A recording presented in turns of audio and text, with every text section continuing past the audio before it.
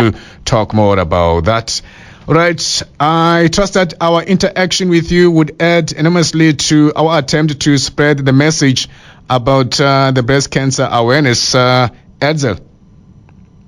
Yes, definitely. I really believe that it's important for people to have lots and lots of information about breast cancer, and for them to be reminded to choose to have themselves checked out, which is why I decided to take part in this hashtag You Choose campaign by Strawberry Lips for the month of October. Yeah, before we go deep on this one, of course, the brand itself or the company, Strawberry Lips, what a name, of course. I mentioned that earlier on before you pick up the phone. I was Strawberry Lips. Also, okay, forget about me. Is known for encouraging and supporting a culture of strong, empowered, and successful South African women. Would you care to paint us a picture on this one? So I became a part of this campaign. I was actually approached by one of the Strawberry Lips representatives based on a campaign we did for Cosmopolitan South Africa when they first registered, recent users.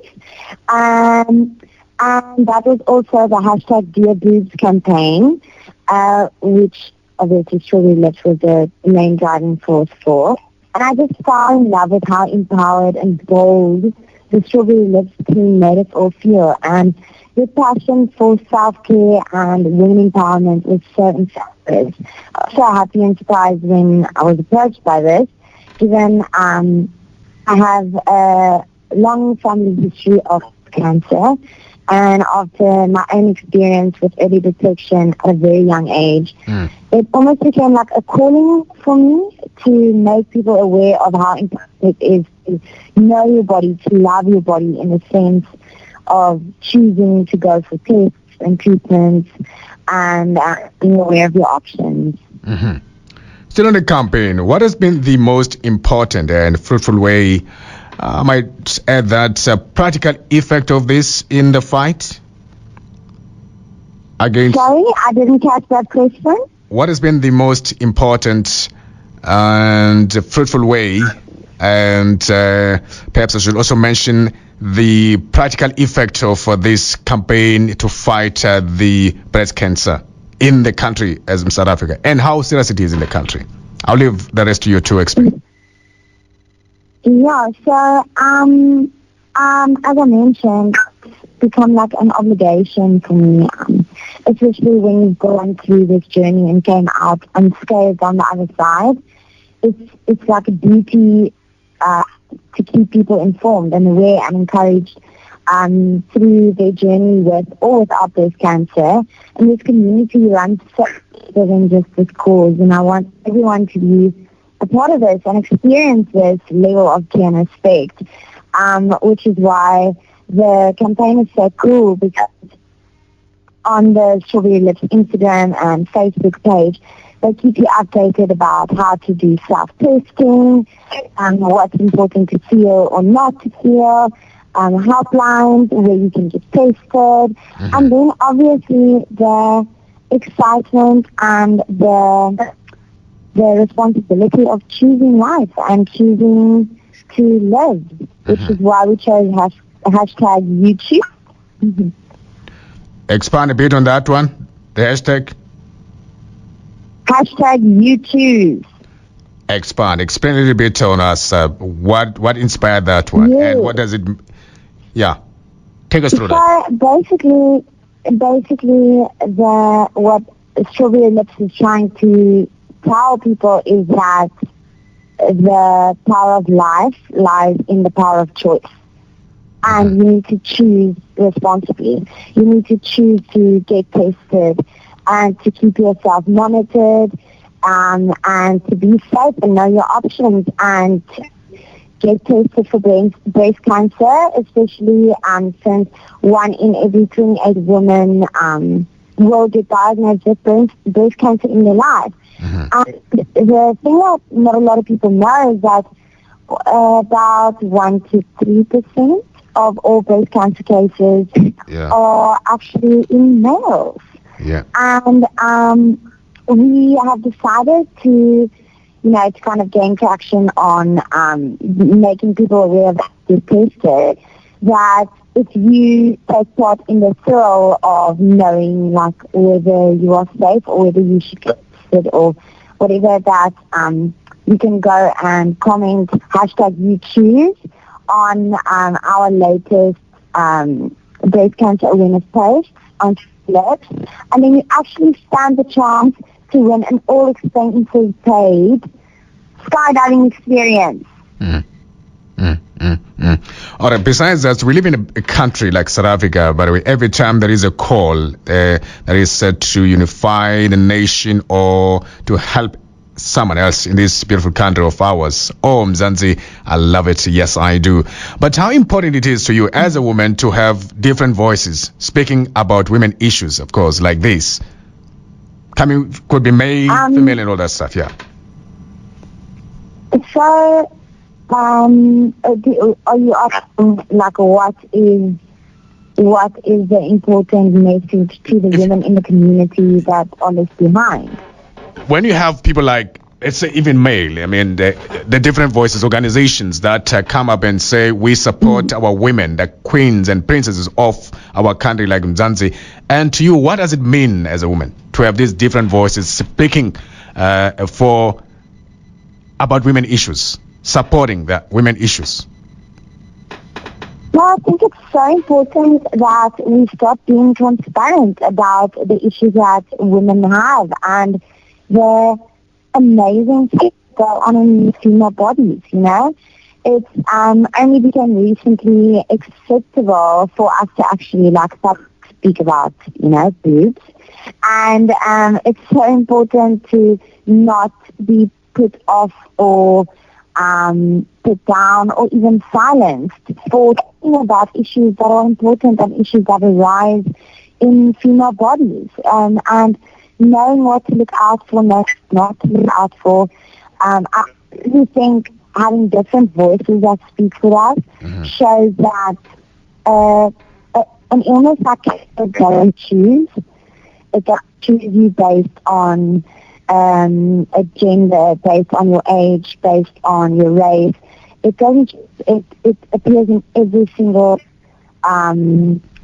statistical gender and race. So different voices that speak for that just means that we are all one. We are all human beings with human bodies and human experiences, and we should share the knowledge of that.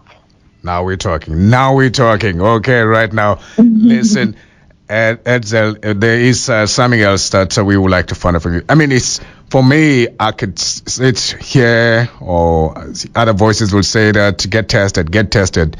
But is it for someone that feels like, you know what, it is scary for one to go to the doctor or clinic, wherever, and find out about their status when it comes to this? Maybe you come up with the results, negative or positive when it comes to this. How would you say to the person like that is fearing, like, what if I get the results? What is going to happen to me then, knowing that something is happening with my health? So I think a lot of people have this great aversion to going for mental health, especially when they're scared, and that's very normal. Being scared for your health and for future is very normal, and avoiding going to the doctor for that is, however, it is normal, but it shouldn't be. You know what I mean? You shouldn't be afraid. That's why it's very important to keep yourself informed, know the choices that you have.